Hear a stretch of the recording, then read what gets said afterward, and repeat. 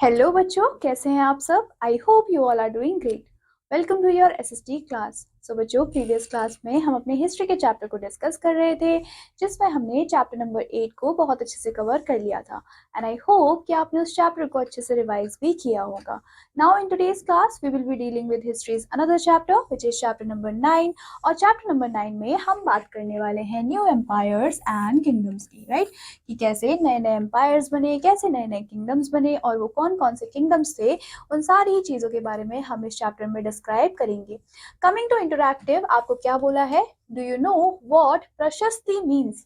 आपसे पूछा है कि आपको प्रशस्ति का मतलब पता है, तो आपको क्या करना है, आपको इस मीनिंग को फाइंड आउट करना है और कंपोज करना है 100 वर्ड अबाउट प्रशस्ति। किसके बारे में, समवन यू एडमायर डीपली, जो आप बहुत डीपली अगर किसी को एडमायर करते हो, for example your friends, your family member, तो आपको क्या करना है, आपको उनकी प्रशस्ति के बारे में लिखना है। तो बच्चों, प्रशस्ति का यहाँ पे मतलब है प्रेज करना किसी को, राइट। किसी को प्रेज करने का मतलब होता है प्रशस्ति, तो आपको उनको प्रेज करते हुए 100 वर्ड्स को कंपोज करना है। That is your homework. Now moving forward with the chapter, for a very long time India के पास बहुत ही छोटे छोटे किंगडम्स हुआ करते थे, लेकिन सम पावरफुल लीडर्स आए और उन्होंने क्या बनाया, उन्होंने बड़े बड़े एम्पायर्स को बनाया। Then from the 4th to 7th century CE, अगर हम कब की बात करें, 4th से लेके 7th सेंचुरी सीई मतलब कॉमन एरा की बात करें, तो बच्चों कुछ स्ट्रॉन्ग किंगडम्स थे जो कि एकदम से अपीयर हुए। द गुप्ता रूलर्स उसमें से एक थे, और लेटर हमें क्या देखने को मिला, Harshavardhan made a huge empires. बाद में जो हर्षवर्धन थे उन्होंने बहुत बड़े बड़े एम्पायर्स को बनाया, जिसने कि ज्यादातर आधे से ज्यादा इंडिया को कवर करके रखा। कमिंग टू साउथ इंडिया, अगर हम साउथ इंडिया की बात करते हैं तो यहाँ पे चालुक्य थे और पल्लवा आपको डायनेस्टीज देखने को मिलते हैं जो कि बहुत ज्यादा पावरफुल हो चुके थे। दे चेंज पॉलिटिक्स, उन्होंने क्या किया, सबसे पहले पॉलिटिक्स को चेंज किया, उसने उस एरिया के कल्चर को चेंज किया एंड इन्फ्लुएंस किया, और उनका इन्फ्लुएंस बहुत लंबे टाइम तक हमें देखने को भी मिला। कमिंग टू गुप्ता पीरियड, सबसे पहले हम देखने वाले हैं गुप्ता पीरियड के बारे में, और गुप्ता पीरियड को आप गोल्डन एज के नाम से भी जानते हैं। तो बच्चों क्या बोलते हैं हम, द गोल्डन एज। नाउ ये कब स्टार्ट हुआ था, between 4th to 6th century CE.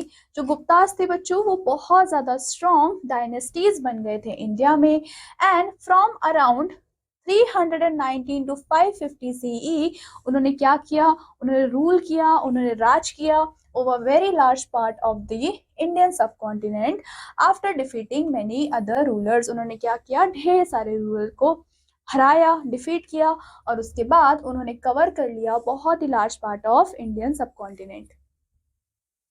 During Gupta rule Indians made important progress. अब बच्चों, जिस टाइम पे गुप्ता रूल कर रहे थे, उस टाइम पे जो इंडियंस थे, भारतवासी थे, उन्होंने क्या किया, बहुत ही इंपॉर्टेंट प्रोग्रेस बनाया, और डिफरेंट डिफरेंट एरियाज में हमें वो प्रोग्रेस देखने को भी मिली। We can gather information about the Gupta dynasty from their writings. अब बच्चों, गुप्ता डायनेस्टी के बारे में जितनी भी इंफॉर्मेशन है वो हमें कहाँ से मिलती है, वो उनकी राइटिंग से, उनके इंस्क्रिप्शन से, उनके कंस्ट्रक्शन से हमें क्या मिलती है, इंफॉर्मेशन मिलती है। एंड अगर हम बात करते हैं करेंसी की, जो कि उस एरा में चला करती थी, तो करेंसी भी क्या करती है बच्चों, एक सोर्स की तरह एक्ट करती है और हमें ढेर सारी इंफॉर्मेशन प्रोवाइड करती है। अब बच्चों, अगर हम बात करते हैं गुप्ता रूलर की, तो यहाँ पे जो श्री गुप्ता थे वो कौन थे, वो इनिशियल रूलर हुआ करते थे गुप्ता डायनेस्टी के, और वो गवर्न करते थे बहुत ही छोटी सी टेरिटरी को इन मॉडर्न डे बिहार। आज के टाइम पे उस जगह को हम बिहार के नाम से जानते हैं, लेकिन किस टाइम पे, 4th या फिर 6th सेंचुरी हमने सीई में क्या देखा कि उस टाइम पे जो हमारे श्री गुप्ता थे वो क्या करते थे, वो छोटी सी कंट्री को रूल किया करते थे। Following Shri Gupta notable successors भी हमें देखने को मिले, जैसे कि Chandragupta first, Samudragupta and Chandragupta second. ये हमें तीनों ही क्या देखने को मिले बच्चे, उनके सक्सेसर्स थे। सबसे पहले हम यहाँ पे बात करने वाले हैं चंद्रगुप्ता फर्स्ट की, जो कि कब से कब तक थे, 322 335 CE. Now, Chandragupta first was the earliest significant leader of Gupta dynasty. वो कौन थे बच्चों, सबसे अर्लीस्ट, सबसे पहले जो हमारे सिग्निफिकेंट लीडर थे किसके, गुप्ता डायनेस्टी के, वो हमारे चंद्रगुप्ता थे। He made the Gupta kingdom bigger. अब बच्चों गुप्ता किंगडम को बड़ा करने में सबसे बड़ा हाथ चंद्रगुप्त फर्स्ट का था। और उन्होंने क्या किया था, उन्होंने ढेर सारे रूलर्स को बीट किया था, डिफीट किया था और उनकी जगह को लिया था। ही वेड प्रिंसेस कुमारा देवी। उन्होंने क्या किया बच्चों, उन्होंने शादी की किससे, कुमारा देवी से, जो कि कहाँ की थी बच्चों, लच्छवी क्लैन की थी। Chandragupta first gained new lands. उन्होंने क्या किया, और ज्यादा नए नए जो लैंड थे, जो जगह थी, जो जमीन थी, उनको क्या किया, लैंड किया, गेन किया, लाइक अयोध्या एंड प्रयागराज, जिसको आज के टाइम पे आप प्रयाग के नाम से जानते हैं। He took on the title of Maharaja Dhiraj. उन्होंने क्या लिया बच्चों, एक टाइटल लिया, और वो किस नाम का था, महाराजा धीराज, जिसका मतलब था किंग ऑफ ग्रेट किंग्स, मतलब किंग से भी बहुत ही ग्रेट किंग्स। उन्होंने वो टाइटल लिया। And his father was called Maharaja, और उनके पापा को या फिर फादर को किस नाम से जाना जाता था, महाराजा के नाम से जाना जाता था। Coming to second one which is Samudragupta. अभी कब स्टार्ट हुआ था, 335 टू 380 सीई में हमें देखने को मिले थे। समुद्रगुप्ता कौन थे बच्चों, सन थे चंद्रगुप्त फर्स्ट के। एंड उन्होंने क्या किया था, उन्होंने सक्सीड किया था अपने फादर को। And Ashokan pillar in modern day अभी भी प्रेजेंट है, जो कि आपको देखने को मिलता है, जो कि इलाहाबाद में या फिर प्रयागराज में आपको देखने को मिलता है, जो कि बियर करता है किसको बच्चों, प्रशस्ति को या फिर प्रेज को, which is a valuable source of information. और वो पिलर क्या है, हमारे लिए बहुत ही अच्छा सोर्स ऑफ इंफॉर्मेशन है, किसके रिगार्डिंग बच्चों, समुद्रगुप्ता रीजन के regarding and his foreigners. Coming to the Sanskrit poem, जिसको हम प्रशस्ति के नाम से जानते हैं, वो कंपोज हुआ था कब बच्चों, 1700 ईयर्स अगो। और इसको कंपोज किसने किया था, कंपोज किया था हरीश सिन्हा ने। The court poet of Samudragupta, कौन थे बच्चों, ये पोएट हुआ करते थे समुद्रगुप्ता की। Another name for it is Prayag प्रशस्ति, और इसके लिए एक अलग से नाम भी है, जिसका नाम है प्रयाग प्रशस्ति। अब बच्चों जो समुद्रगुप्ता थे उनको हमने कंसिडर किया था as a stoic fighter by the Harish Sinha, whose body was beautified with the marks of hundreds of scars। जिनकी बॉडी में क्या थे, जिनकी बॉडी में ढेर सारे मतलब हंड्रेड ऑफ स्कार हमें देखने को मिलते थे, और हमने उनको ब्यूटिफाई किया था। और हमने कैसे ब्यूटिफाई किया, कि वो कितने ज्यादा ब्रेव हुआ करते थे। He was shown playing the वीणा। अब हमने क्या देखा, कि वो वीणा को भी प्ले करते थे। और a few of the coins showing his passion for music। और ये सारी चीजें हमें क्या दिखाती हैं, कि कैसे समुद्रगुप्ता को बहुत ज्यादा पैशन हुआ करता था म्यूजिक के लिए।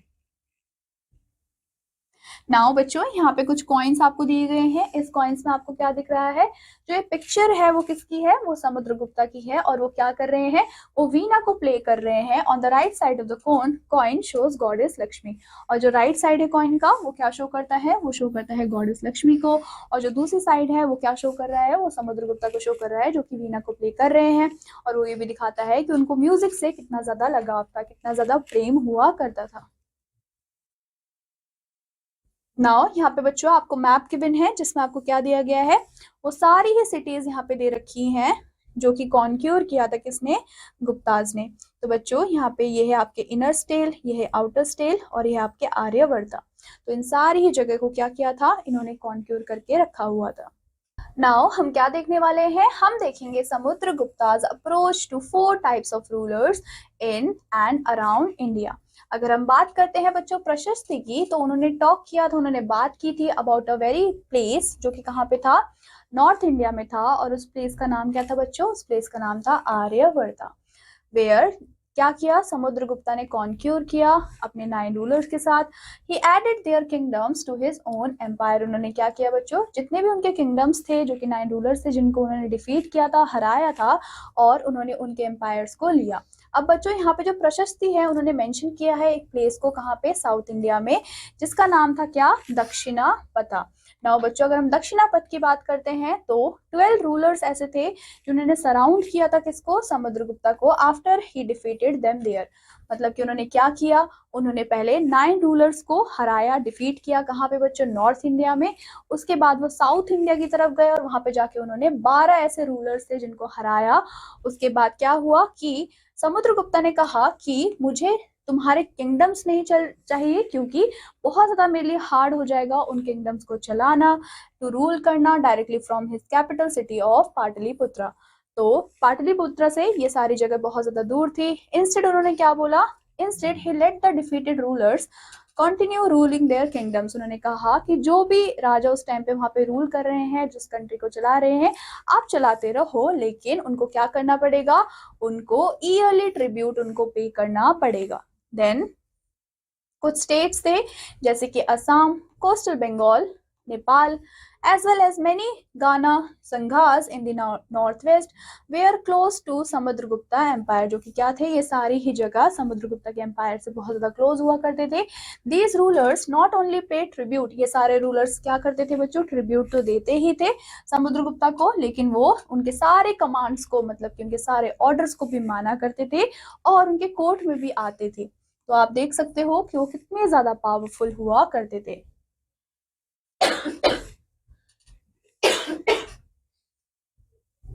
The rulers of distant regions, जैसे कि प्रेजेंट डे अगर हम बात करते हैं तो Sri Lanka, Afghanistan and beyond recognise Samudragupta as a superior, वो सारे ही क्या मानते हैं, ये तीनों ही मानते हैं कि जो समुद्रगुप्ता थे वो हमारे सुपीरियर हुआ करते थे। These rulers who were descendants of the Kushans, ये सारे रूलर्स क्या थे बच्चों, डिसेंडेंट्स थे कुशान्स के एंड शाक्स के, एंड इवन प्रपोज मैरिज, उन्होंने मैरिज के लिए भी प्रपोज किया, मैरिज के लिए अलायंसेस बनाए, by offering their daughters to Samudragupta. Samudragupta के बाद हम यहाँ पे बात करने वाले हैं चंद्रगुप्त सेकंड की, जो कि 375 से लेके 414 CE में आपको देखने को मिलते हैं। कमिंग टू चंद्रगुप्ता सेकंड, जो कि कौन थे बच्चों, सन थे समुद्रगुप्ता के। वो कौन बने, वो बने empire of the Gupta empire, and उन्होंने एक टाइटल भी लिया जिस टाइटल का नाम था विक्रमादित्य।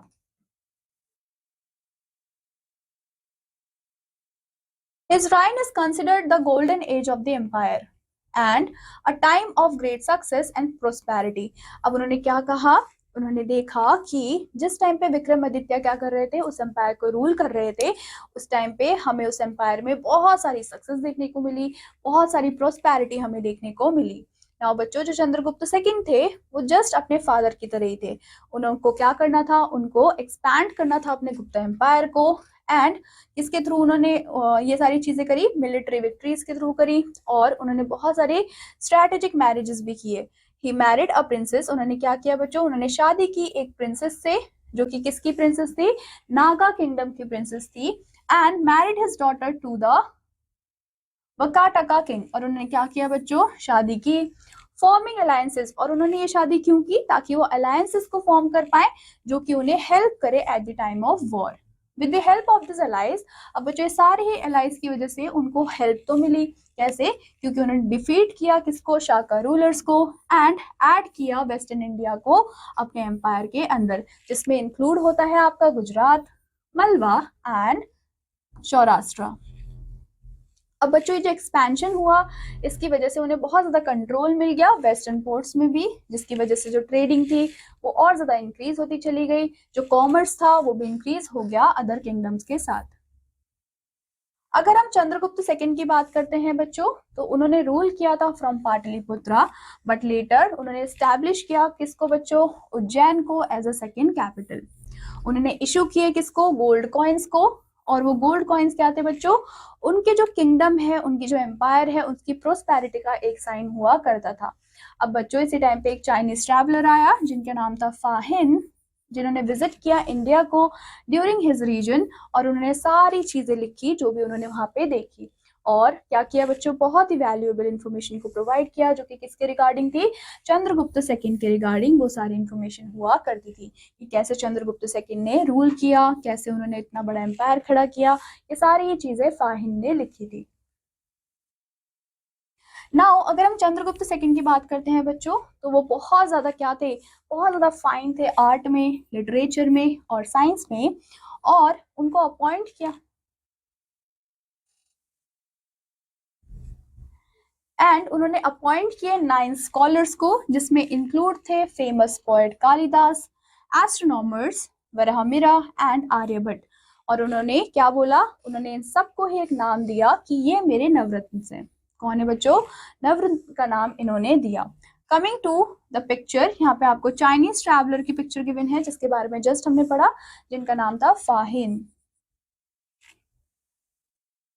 अगर हम बात करते हैं गुप्ता रीजन की, तो उस टाइम पे हमें ढेर सारे ग्रेट थिंग्स हमें देखने को मिले, जैसे कि जो इंडिया थे बच्चों, इंडिया ने एक्सपीरियंस किया टाइम ऑफ पीस, मतलब इस टाइम पे बहुत ज्यादा पीस थी, बहुत ज्यादा शांति थी, बहुत ज्यादा स्टेबिलिटी थी, और जो हमारा कल्चर है वो भी बहुत ज्यादा बढ़ रहा था, फ्लरिश हो रहा था।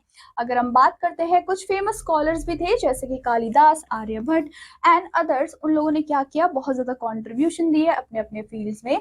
उसके बाद इसी टाइम पे क्या हुआ था बच्चों, कॉन्सेप्ट ऑफ जीरो भी यहाँ पे इन्वेंट हुआ था, जिसकी वजह से मैथमेटिक्स में हमें ढेर सारी रेवोल्यूशन देखने को मिली। उसके बाद बहुत ज्यादा अमेजिंग अमेजिंग वर्क देखने को मिले हमें, आर्किटेक्चर के, स्कल्पचर्स के और पेंटिंग के, वो सारी ही चीजें इसी टाइम पे क्रिएट हुई थी। उसके अलावा हमें एक इम्पॉर्टेंट हिंदू रिलीजियस टेक्स्ट भी इसी टाइम पे लिखा गया था, including famous works like Kalidas की poetry and Vishnu Sharma's Panchatantra stories, ये भी इसी टाइम पे लिखी गई थी। तो बच्चों हम देख सकते हैं कि कितना इंपॉर्टेंस ये होल्ड करके रखते हैं।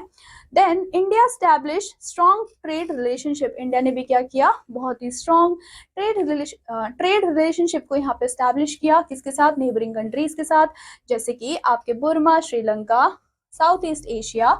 एंड वो क्या बन गए बच्चों, हब बन गए ट्रेड के लिए और कल्चरल एक्सचेंज के लिए।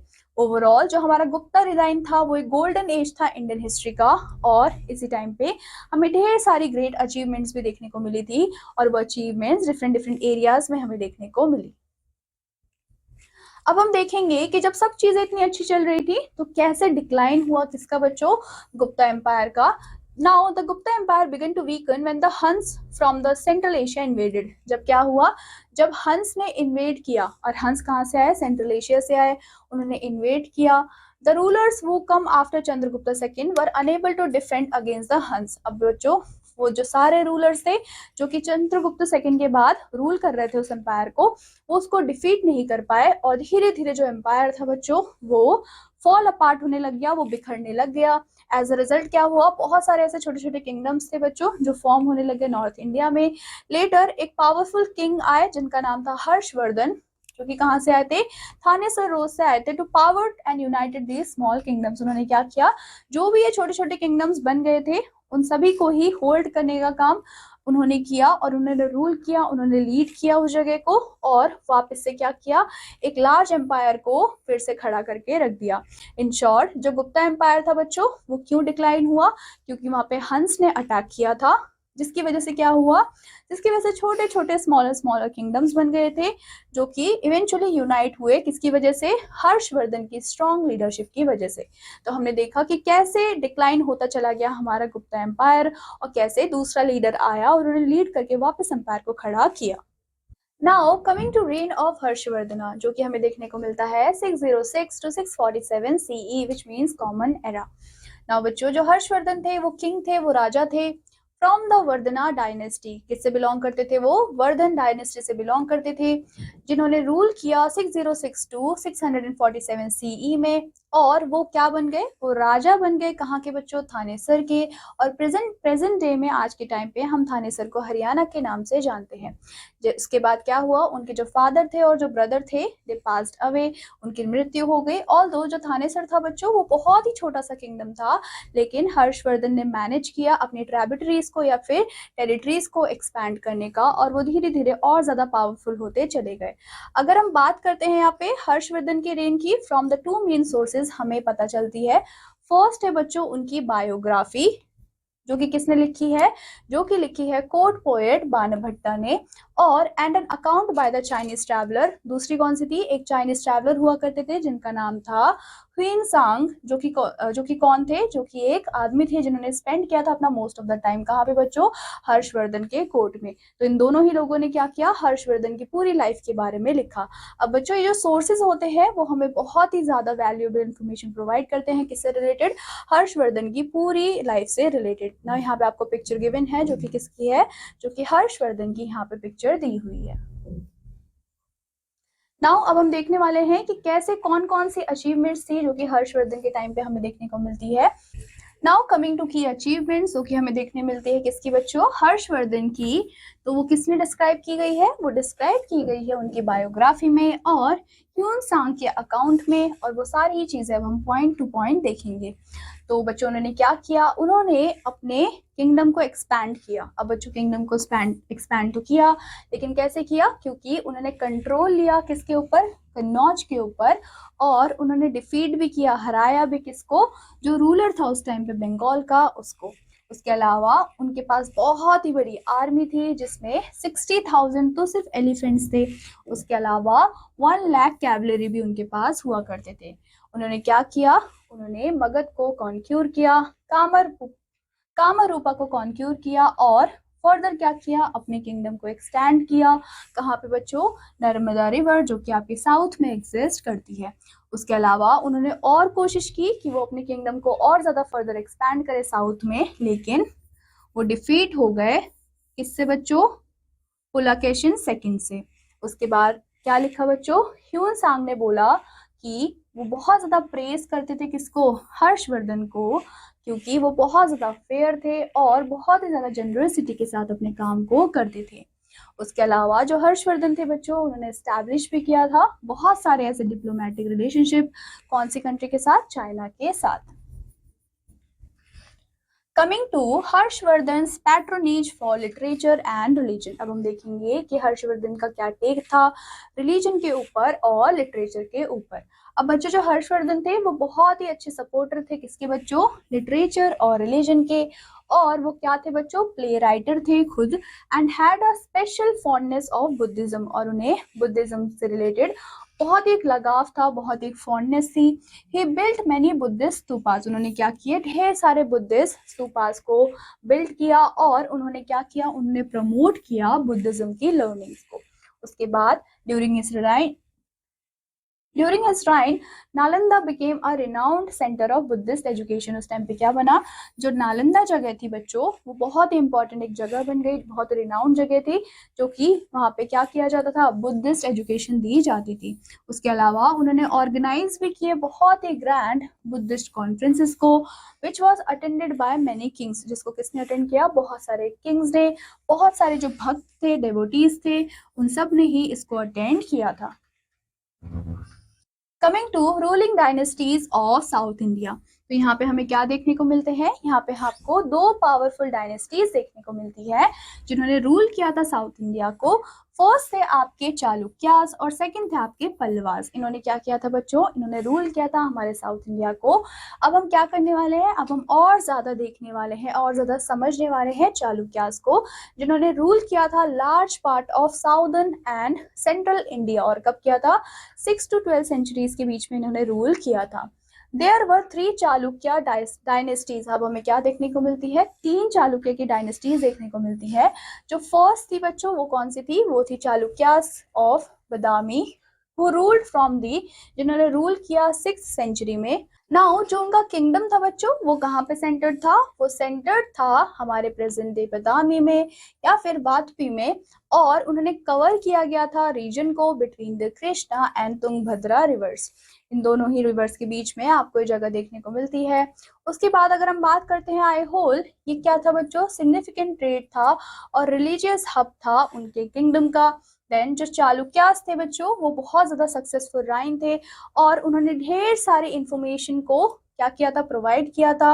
और वो इंफॉर्मेशन किससे रिलेटेड थी, बड़े बड़े एम्पायर से रिलेटेड थी, और कैसे डिक्लाइन हुआ स्मॉलर किंगडम्स का, इन सब की इंफॉर्मेशन उसने दी थी। नाउ यहाँ पे आपको बच्चों आपको दुर्गा टेम्पल दिया हुआ है, जो कि अगेन क्या है, एक आर्कियोलॉजिकल सोर्स है। Coming to Pulakeshin second was a famous king of Chalukya dynasty. ये कौन थे बच्चों, ये बहुत ज्यादा फेमस किंग थे। He won a significant battle, इन्होंने क्या किया, इन्होंने भी बहुत सारे बैटल्स को जीता है, जिसमें से एक सिग्निफिकेंट बैटल है जो कि किसके अगेंस्ट था, हर्षवर्धन के अगेंस्ट हुआ करता था, विच स्टॉप्ड हर्षवर्धन एक्सपेंशन। और इसी की वजह से क्या हुआ था, जो हर्षवर्धन का एक्सपेंशन है वो स्टॉप हुआ था साउदर्न रीजन में। नाउ हमें इनके बारे में बहुत सारे फॉर्मल इंस्क्रिप्शन से पता चलता है, जिसको हम बोलते हैं प्रशस्ति, एंड जो किसने लिखा था, written by his court scholar Ravikirti. अगर हम बात करते हैं प्रशस्ति की बच्चों, तो प्रशस्ति हमें बताती है इनकी स्टोरी के बारे में, इनकी विक्ट्री के बारे में कि कैसे इन्होंने विक्ट्री प्राप्त की थी, हर्षवर्धन से कैसे वो लड़े, और जितने भी उनके अचीवमेंट्स थी वो सारी ही चीजें यहाँ पे मेंशन थी। Then coming to Pallavas. अब नाउ कमिंग टू पल्लवास, हम यहाँ पे बात करने वाले हैं पल्लवास की। तो बच्चों जो पल्लवा डायनेस्टी थी, उन्होंने रूल किया था over the present day Tamil Nadu में एंड आंध्र प्रदेश में, और कब किया था, from 275 CE to 897 CE, with Kanchipuram as their capital. उनका कैपिटल क्या हुआ करता था, कांचीपुरम उनका कैपिटल हुआ करता था। नाउ यहाँ पे आपको दो नोटेबल पल्लवा रूलर्स देखने को मिले, जिसमें से फर्स्ट है आपके महेंद्र वर्मन एंड सेकंड थे आपके नरसिंह वर्मन। नाउ अगर हम पल्लवास या फिर चालुक्यस की बात करते हैं, तो बच्चों they constantly fought for the control of Deccan plateau. ये दोनों ही आपस में लड़े ताकि उनको कंट्रोल मिल जाए, कहाँ का, डेक्कन प्लेट्यू रीजन का। अगर हम बात करते हैं चालुक्य किंग की, उन्होंने डिफीट किया किसको बच्चों, महेंद्रवर्धन को, फर्स्ट को, बट लेकिन जो हमारे नरसिम्हवर्मन थे लेटर डिफीटेड पुलाकेशिन। उन्होंने क्या किया, पुलाकेशिन को डिफीट किया एंड उन्होंने पूरा जो वतापी था उनको कैप्चर कर लिया। हाउएवर अगर हम दोनों ही डायनेस्टीज की बात करते हैं, तो उन्होंने क्या किया, इवेंचुअली डिफीट किया, किससे डिफीट हुए वो, राष्ट्रकूटा से और चोला डायनेस्टीज से। तो वो आपस में तो लड़े लेकिन वो जीते, लेकिन बाद में क्या हुआ, लेकिन बाद में राष्ट्रकूटा आए और उन्होंने इनको डिफीट कर दिया। अगर हम उस पीरियड के बारे में बात कर रहे हैं, तो वहां का जो विलेज एडमिनिस्ट्रेशन था बच्चों, वो उस टाइम पे बेसिक यूनिट ऑफ गवर्नेंस से ही चल रहा था, और जितने भी लैंड के रेवेन्यूज थे वही मेन सोर्स हुआ करते थे income for Kings, which means कि जितने भी क्या हो रहे हैं, जितने भी लैंड में जितने भी फार्मिंग हो रही है, एग्रीकल्चर हो रही है, वही सारा इनका मेन सोर्स हुआ करता था इनकम का। Now the administration system consist of, अब हम देखने वाले हैं कि जो एडमिनिस्ट्रेशन सिस्टम था उसमें कौन कौन सी चीजें इंक्लूड होती थी। सबसे पहला आता है आपका सेंट्रल एडमिनिस्ट्रेशन। अब बच्चों सेंट्रल एडमिनिस्ट्रेशन में होते थे आपके किंग असिस्टेड बाय मिनिस्टर्स, ठीक है। मिनिस्टर्स होते थे जैसे कि कुमार अमात्या, महादंदा, नायका एंड संधि विग्रह, ये सारी चीजें यहाँ पे हुआ करती थी। सेकंड आता है आपका प्रोविंशियल एडमिनिस्ट्रेशन, जिसको डिवाइड किया गया है इनटू प्रोविंसेस में, जिसको हेड करते थे कौन बच्चों, uparikas with vishayapatis in districts and village headman. ये सारी चीजें हमें कहाँ पे देखने को मिलती थी, प्रोविंशियल एडमिनिस्ट्रेशन में देखने को मिलती थी। उसके बाद आता है आपका सिटी एडमिनिस्ट्रेशन, जिसमें यूटिलाइज होते थे लोकल लीडर्स जैसे कि नागराज श्रेष्ठी, सरतहावा एंड कयाशास्त्र। ये सारी चीजें आपके सिटी एडमिनिस्ट्रेशन में इंक्लूड होती थी। उसके अलावा आते थे आपके आर्मी मेंटेनेंस, जिसमें जो किंग्स होते थे वो मेंटेन करते थे अपनी आर्मी को, लेकिन वो रिलाय करते थे मिलिट्री लीडर्स के ऊपर, जिसको कि असाइन किया गया था किसके लिए, लैंड ग्रांट्स के लिए, टू बियर एक्सपेंसेस। उसके अलावा हमें हेरिडिटरी पोस्ट भी देखने को मिले। अब बच्चों ये क्या थे, ये कुछ इंपॉर्टेंट पोस्ट थे जो कि पास डाउन हुए थ्रू द फैमिलीज। उसके अलावा हमें लोकल असेंबलीज भी देखने को मिलती थी, कहाँ पे, साउदर्न किंगडम्स में, जिसमें आपको पल्लवा इंस्क्रिप्शंस देखने को मिलेंगी, जिसमें मेंशन हुआ है सभा का, देन उर्का और नागराम का। नाउ यहाँ पे जो सभा है बच्चों, सभा का मतलब है ब्राह्मण लैंड ऑनर्स, देन उर का मतलब है नॉन ब्राह्मण विलेजर्स, और यहाँ पे नागराम का मतलब है मर्चेंट्स। ये सारी चीजें, ये सारे एसोसिएशंस हमें दिखाती हैं कि कैसे डिफरेंट स्पेसिफिक ग्रुप से और उनकी कैसे नीड हुआ करती थी। Coming to the life of common people, अब हम देखने वाले हैं कि उस टाइम पे जो कॉमन पीपल हुआ करते थे उनकी लाइफ कैसी थी बच्चों। तो historical records often focus on king. अब बच्चों जितने भी हमारे रिकॉर्ड्स हैं वो किस पे फोकस करते हैं, वो राजा पे फोकस करते हैं, उनके रूलिंग क्लासेस पे फोकस करते हैं, and leaving out the stories for ordinary people. However कुछ ऐसे लिटरेरी वर्क्स भी हैं, राइटिंग्स भी हैं, जो कि हमें छोटी सी एक झलकी देती है, ग्लिम्स देती है कि उस टाइम पे जो कॉमन लोग थे उनकी लाइफ कैसी है। For instance the work of Kalidas, अगर हम कालिदास के वर्क को देखते हैं तो उसमें जो बाणभट्टा थे, ठीक है, कालिदास थे, चाइनीज ट्रैवलर थे जिनका नाम क्या था बच्चों, फाहिन थे, उन्होंने ऑफर किया था इनसाइट को अबाउट द पीपल्स जो कि उस टाइम पे रह रहे थे। किस टाइम पे बच्चों, गुप्ता और हर्षवर्धन पीरियड्स पे। कमिंग टू, अगर हम कालिदास की बात करते हैं तो कालिदास ने प्ले किया है, रिवील किया है लैंग्वेज बेस्ड डिस्टिंक्शंस को अमंग द पीपल।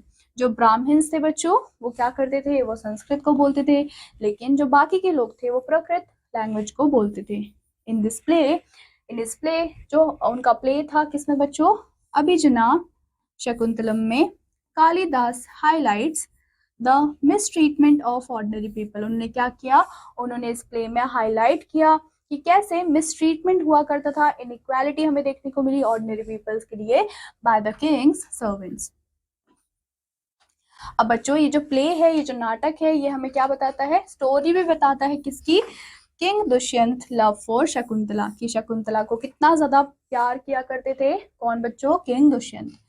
नाउ बच्चों जो हमारे फाहिन है उनके राइटिंग्स क्या एक्सपोज करती हैं, वो एक्सपोज करती है बहुत ही हार्श रियलिटी को ऑफ अनटचेबल्स, विच मीन्स कि जो छुआछूत वाली परंपरा थी वो हमें यहाँ पे देखने को मिलती है।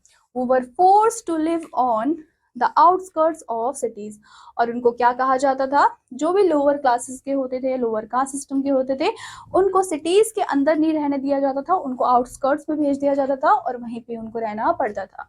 दे had to signal their presence by striking a piece of wood. अब बच्चों वो अपनी प्रेजेंस को कैसे दिखाते थे, strike a piece of wood warning others to keep away, और वो लोगों को वार्न करते थे कि वो उनसे दूर रहे।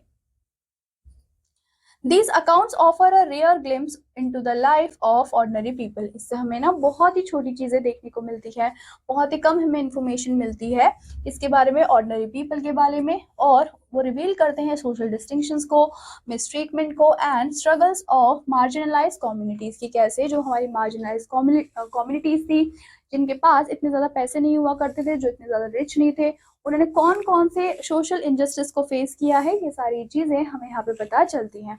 Coming to the lesson echo, lesson echo में हमें बच्चों क्या दिया हुआ है कि इंडिया को डिवाइड किया गया था स्मॉल स्मॉल किंगडम्स के अंदर, जिसमें जो गुप्ता और हर्षवर्धन थे वो यूनाइटेड थे मच ऑफ द इंडिया।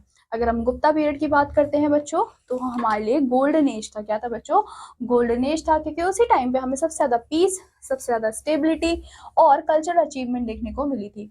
लेकिन जो एम्पायर था वो धीरे धीरे डिक्लाइन हुआ। क्यों डिक्लाइन हुआ, क्योंकि जो हन थे उन्होंने अटैक किया, उन्होंने इन्वेड किया और वापस क्या होने लग गए, छोटे छोटे किंगडम्स वापस फॉर्म होने लग गए। अगर हम हर्षवर्धन की बात करें तो उन्होंने क्या किया, उन्होंने बाद में यूनाइट किए उन छोटे छोटे किंगडम्स को, एंड उन्होंने बहुत ज्यादा प्रमोट किया बुद्धिज्म को एंड लिटरेचर को। साउथ इंडिया में हमने क्या देखा, साउथ इंडिया में हमने डायनेस्टीज देखी, जिसमें से फर्स्ट था आपका Chalukya and the second one is Pallava. ये दोनों ही डायनेस्टीज हमें देखने को मिली फॉर द सेंचुरीज, जिन्होंने क्या किया, बिल्ड किया टेम्पल्स को एंड सिटीज को, एंड इवेंचुअली वो भी क्या हो गए, डिफीट हो गए। अगर हम हिस्टोरिकल रिकॉर्ड्स की बात करते हैं तो बच्चों वो ऑफन किस पे फोकस करता है, वो फोकस करता है रूलर्स पे या फिर राजा पे, बट जो लिटरेरी वर्क होती है बच्चों वही रियलिटी में रिवील करती है कि जो लाइफ है कॉमन पीपल की वो कैसी होती है, और उसमें इंक्लूड है हमारे सोशल डिस्टिंक्शंस एंड स्ट्रगल्स की, कैसे जो ऑर्डिनरी पीपल थे उन्होंने ढेर सारे स्ट्रगल्स को फेस किया है। So बच्चों, that is all about this chapter. I hope you understood the chapter very well and I hope you will revise it. I will meet you in your next class with next interesting chapter. Till then, take care and bye-bye.